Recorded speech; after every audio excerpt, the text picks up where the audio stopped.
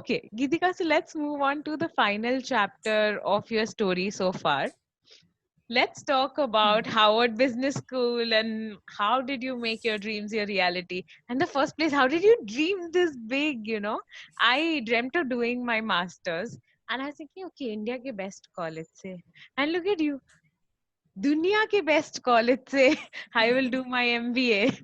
So from where did this idea of, uh, doing your master's from Harvard come? Tell me everything about it.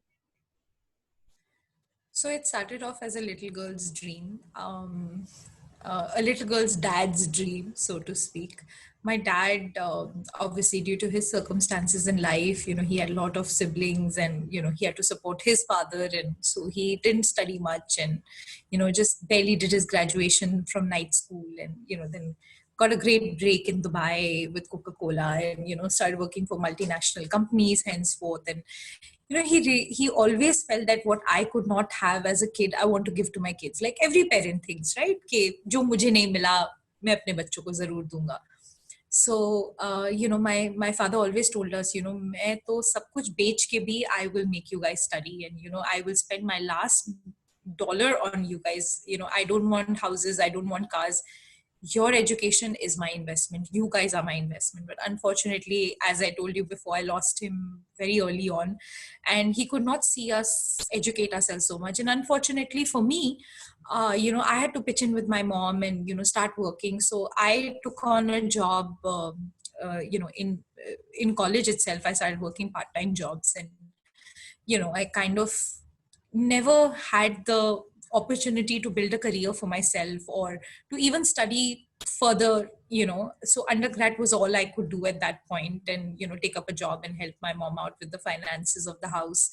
So it was always a dream that I want to do my masters, or I want to do something.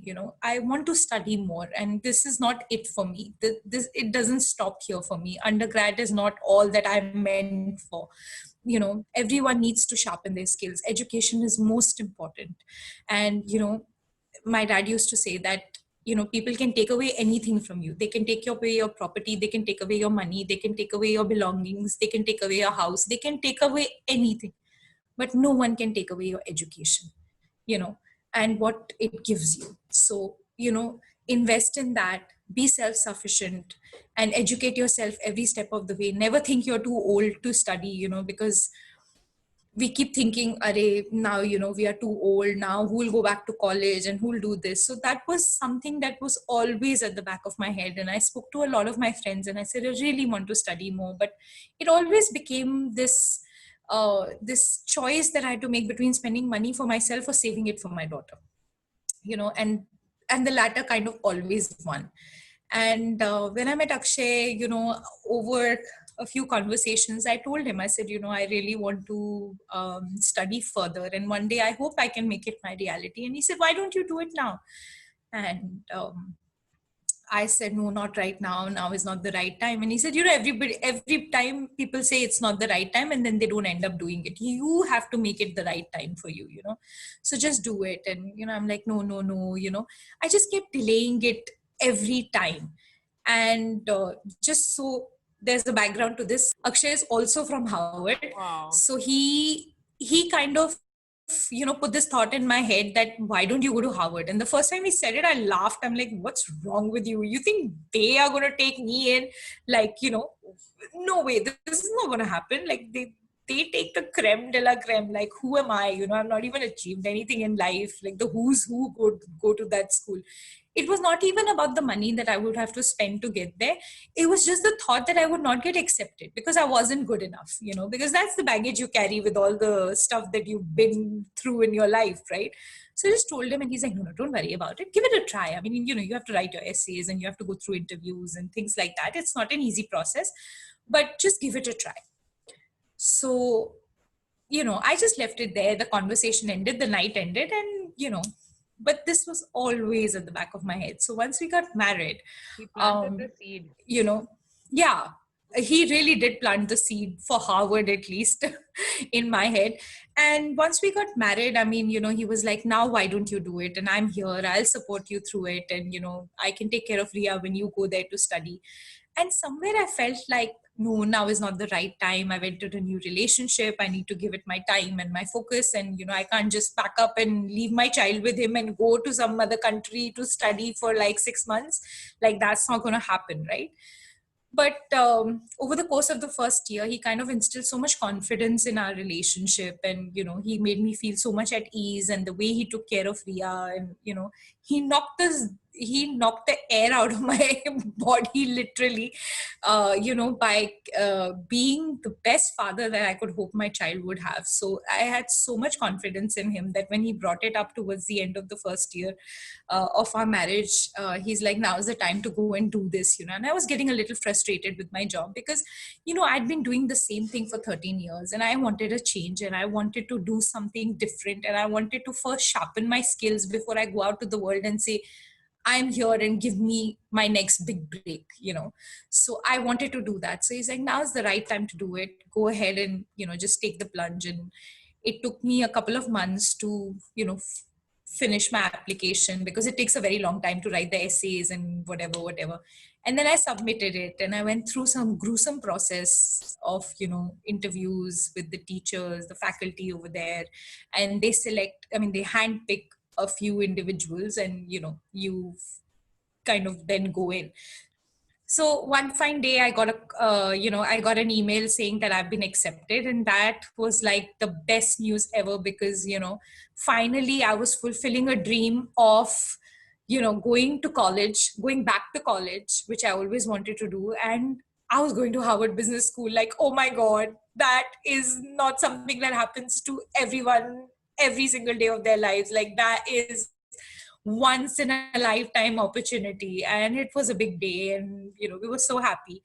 And yeah, I did end up going there and having the best time of my life. And on the first day of the course, the dean comes on and he says to everybody in the class, he says, the people that you are today are going to be changed when you walk out of here. And that's a very big claim, and I'm going to make it possible. And you look around and you have these 40s and 50s, people who are in their 40s and 50s, and these are people who are set in their ways. They are the who's who. They're leading big corporations all over the world, and it's not easy to change people like us, right? Like, people like them. And we're very headstrong people. We are the alphas in the room, and you've got like 130 alphas, and you stand there claiming that I'm going to change you. I'm going to change you as a person, and you're not going to be the same person that walks out of here. It's a very big claim. But ultimately, the journey is such that it completely changes you as a person. It changes the way you think. It changes the way you interact with people. It changes the way you look at businesses. It changes the way you look at so many things. So it's not just an educational journey. It's also a spiritual journey, because it changes your soul. I don't know if you understand it, or I'm putting it as clearly as I can, but a lot of people ask me to describe my experience at Harvard, and I said HBS is not an educational experience. It's a 360-degree experience. It's holistic. It's so much more. You go in thinking you're going to learn more about business. You're going to learn about a particular area of business, or you're going to interact with the great minds of the world, or these business leaders that come to teach you, or to even study with you for that matter. You're going to learn from them. It's all that, but it's so much more. So you go thinking that this is what I'm going to expect, and you come back getting so much more, that there's always this gap in between expectation and reality, where reality is so much bigger than what you expected. And it just blows your mind.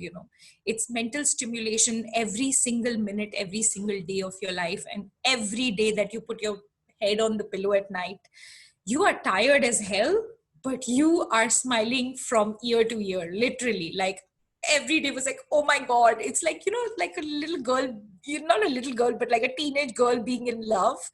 How she smiles and she radiates when, she thinks of her boyfriend. That is what Howard does to you on a mental stimulation level. You are smiling, you are so happy. You've never, it's like, you were living with these blinders all your life, and suddenly somebody's taken them off, and you are running free and wild, and you have this 360-degree view of the world. and life in general and economics in general and businesses in general, like everything. And it's such a great experience. I mean, if it's not even just Harvard, and it's any college, I mean, every one of us should take some time to re-educate ourselves, to sharpen our tools, sharpen our skills. And age is not the barrier. I was one of the youngest in my cohort at HBS, and there were so many older ones as well, in their 50s and touching their 60s and even in their 60s. I mean, there's never a wrong time to learn. It's always the right time. There's never a wrong age to go back to college or to go back to anything that you need to do. So if you dream about it, just make it your reality. And that's exactly what I did. There were 101 excuses to not do it, and one fine day all those excuses just melted away, and I just went for it. And I had the best experience of my life. And I have only and only my husband and my daughter to thank for it, because the way they handled themselves while I was gone, like, not a day went by where I was like, no, no, no, I'm worried about them. I was so carefree, and I was living this life of this single girl, who's in college in the US and having a great time and studying and living it up. So it was a great experience. It's something that I never got to do even in my college days. So I am so happy that I got the chance to do it, and that I was lucky to attend, and it really changed my life. Wow.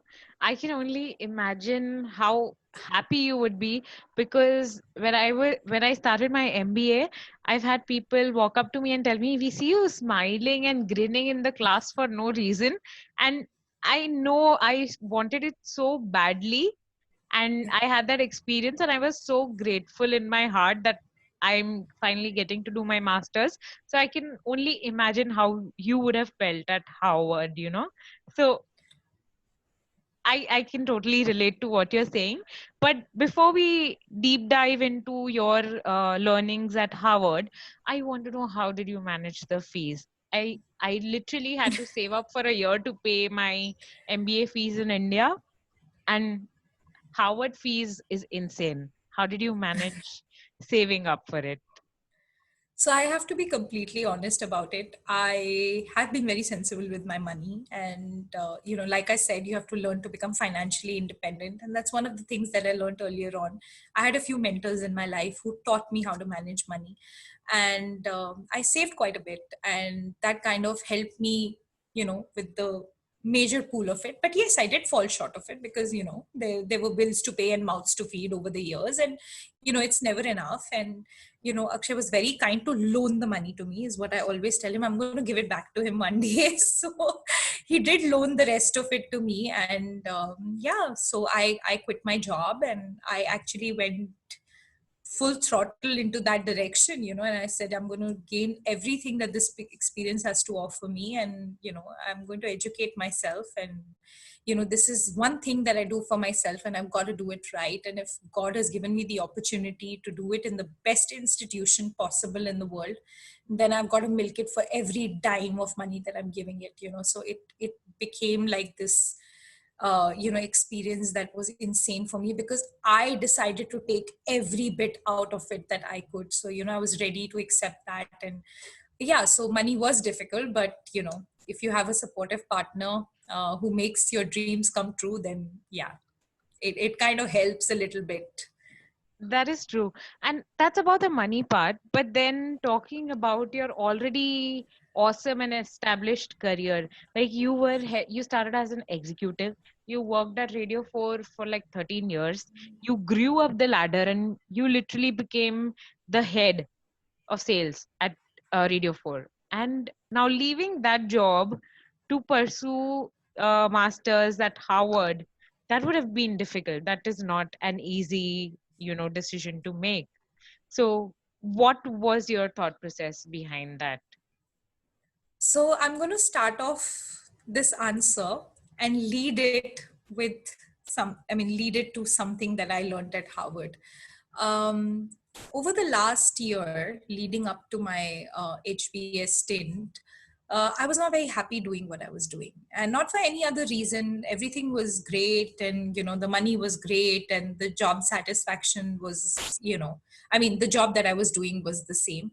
But after a while, you tend to become very dissatisfied with the status quo. It's like clockwork. How many times can you do the same thing? So you're not learning anything. You're not applying your brain. I mean, it came to a point where I could sell radio in my sleep, I think. So when you reach that point, you realize that there's no more learning to get out of this experience, and it's time to move on to a more challenging task, where you are challenged, where you get into this you know zone which challenges you to push yourself forward, and open yourself up to an experience that you've never had before, and you realize that that's where growth actually happens. So I wanted that, and I was growing, seemingly very dissatisfied with what I was doing, and the fact that I was doing the same thing over and over again.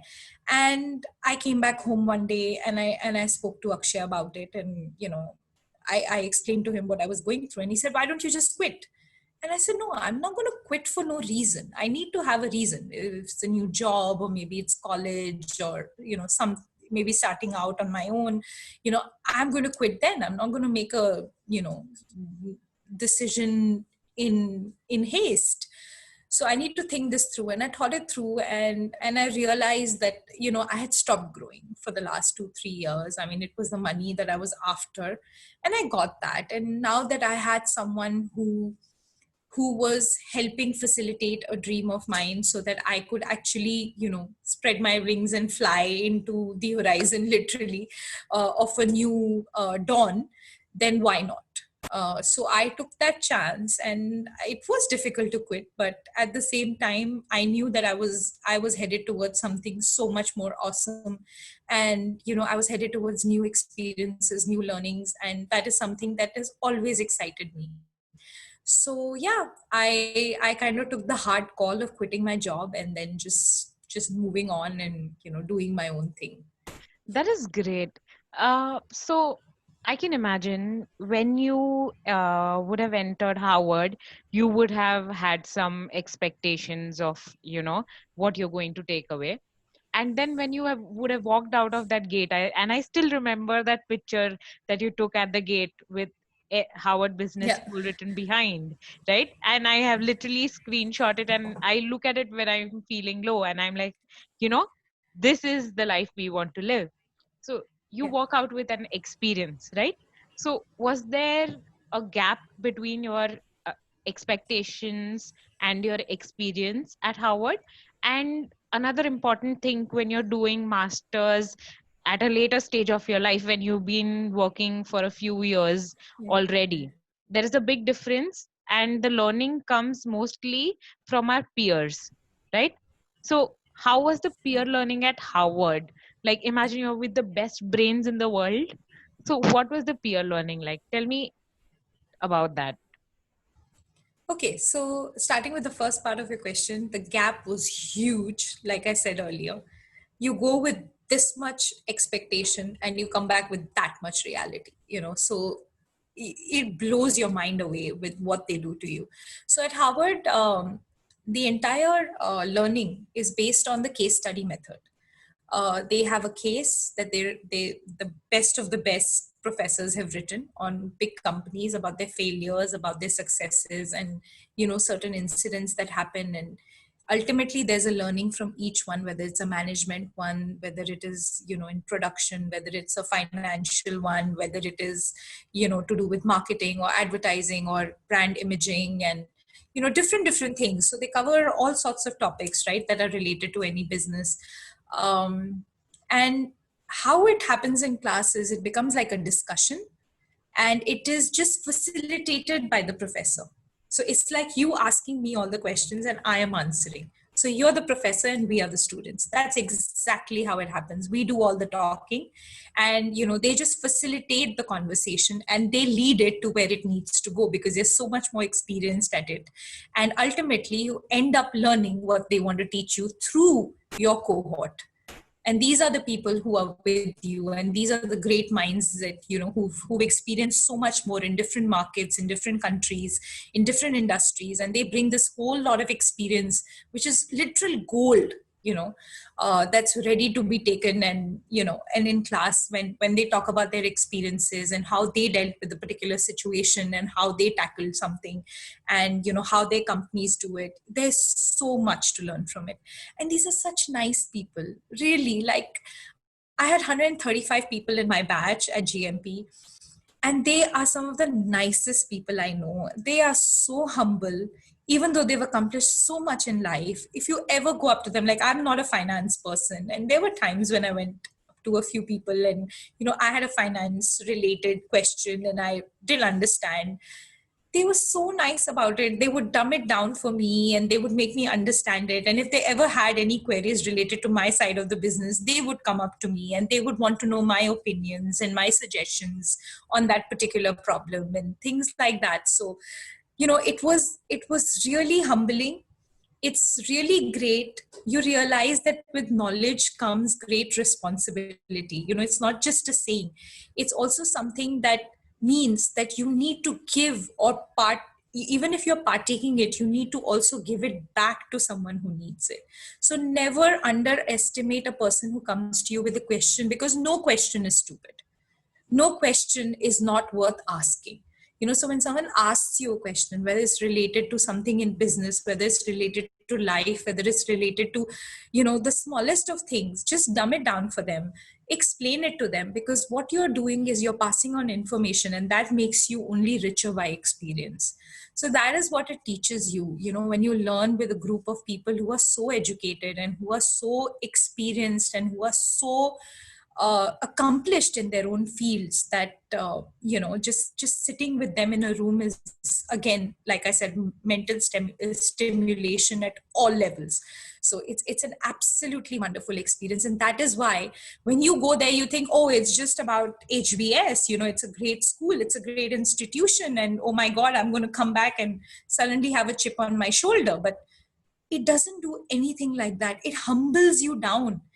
And one of the funniest things that happens is when you come back, you never bring up HBS. It's not like, oh, I just came back from Harvard. No, none of that happens. It humbles you down so much that when, like, I met my friends and, they introduced me to someone else. And they're like, oh, do you remember that friend I was talking about who went to Harvard? She's the one.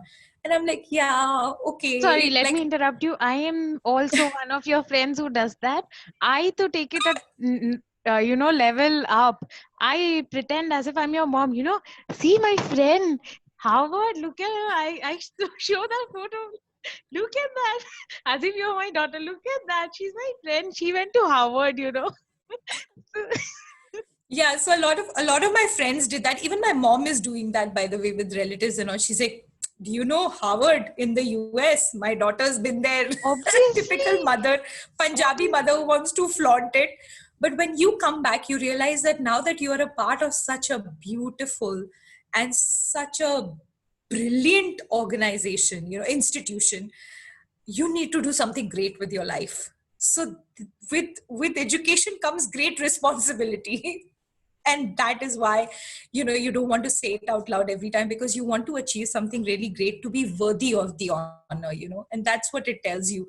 It just it's a very humbling experience, and only when you go there will you understand what I mean. And you will not understand it right now, because everyone's like, oh my god, you should throw it in every conversation you have. And I'm like, it doesn't work that way. Totally. I I need to still earn it. am that auntie and that mom and that relative and that friend. I am not changing.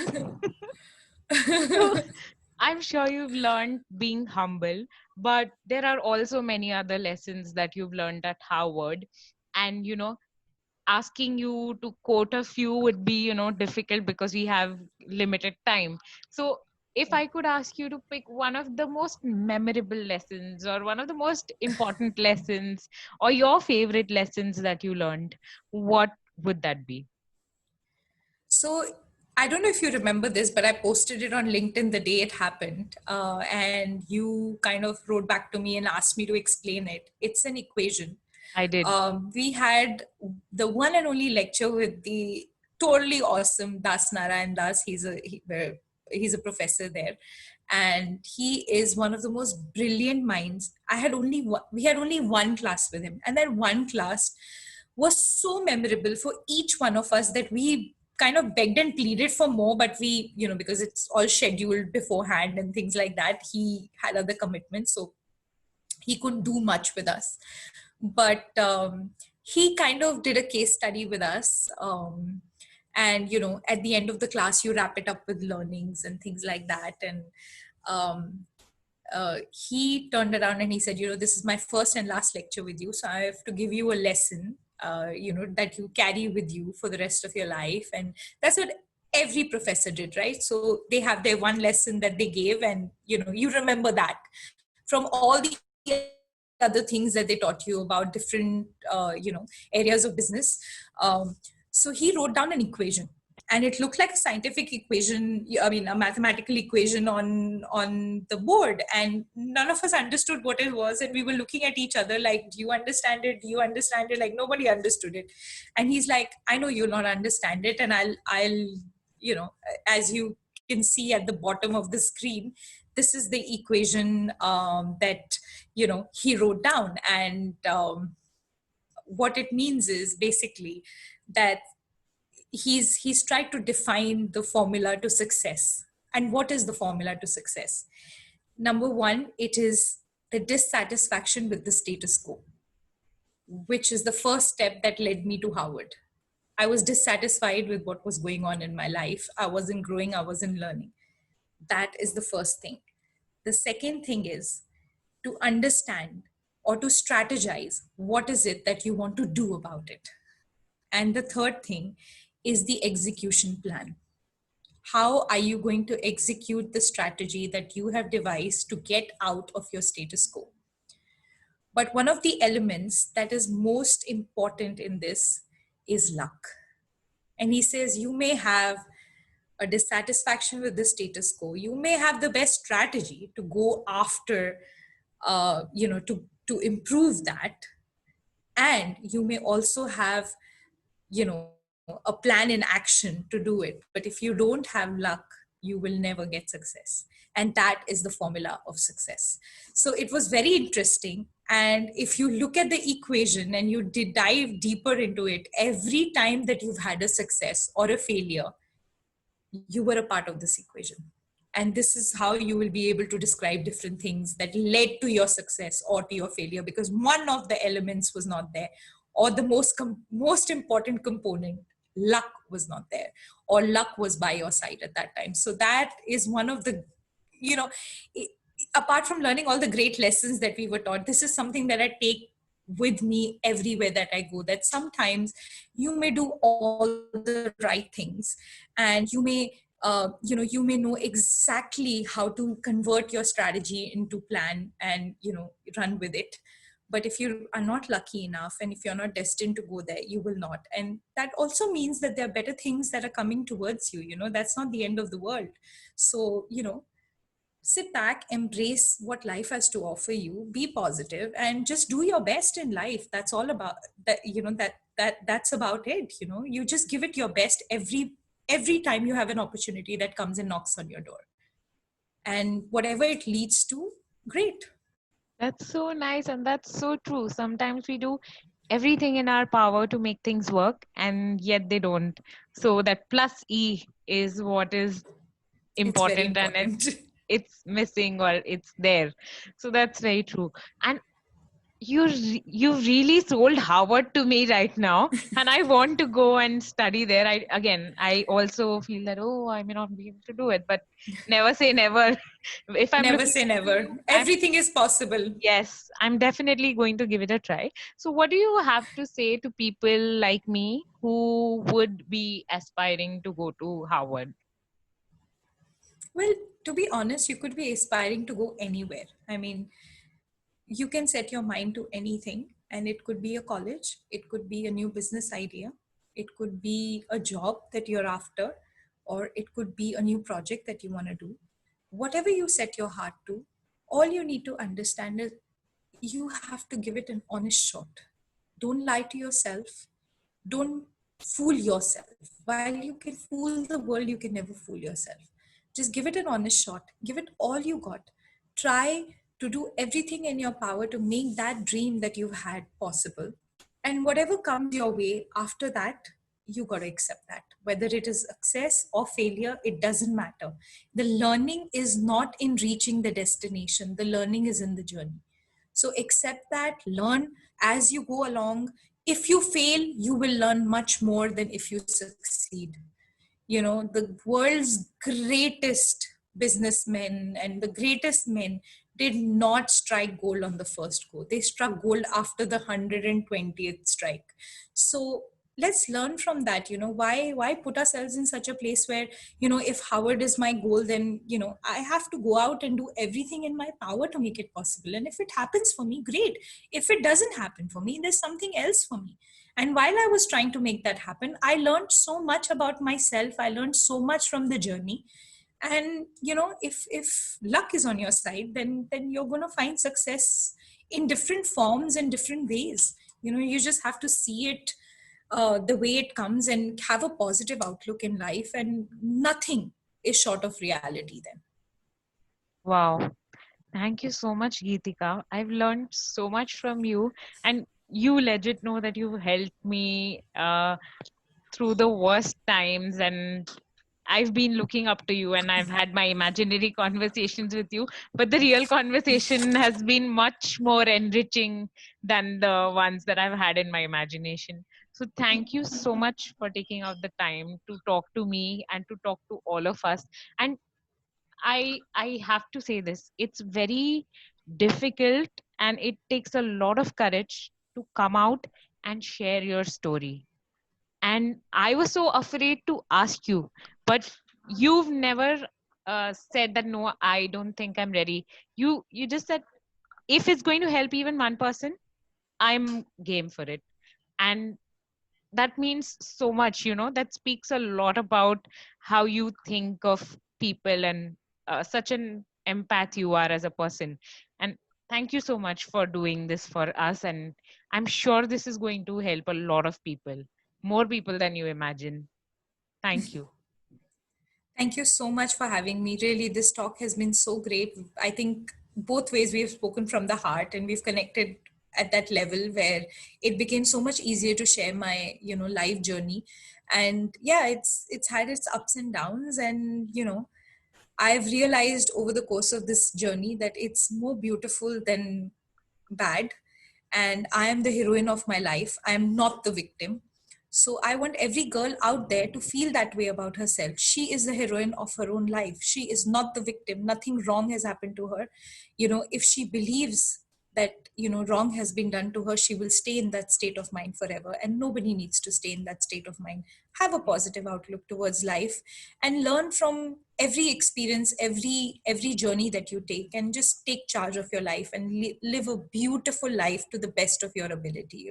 That's all I want to leave people with. I hope you enjoyed what I had to share, and if you like it, then please hit us with your comments and likes. Definitely, please drop your comments below so that Geetika can read it herself. Run I don't have to away, remember run away. screenshotting them And I sending know, to and I her. know, and I know I'm right now. We Thank can you. change anything and make it Thank you so better. much. Together now I we're will strong. definitely Don't be question it. verified. The truth will break your Definitely. chains. We have the key. Definitely. Looking forward. Open your Thank you so eyes much. and see. Bye. We are the ones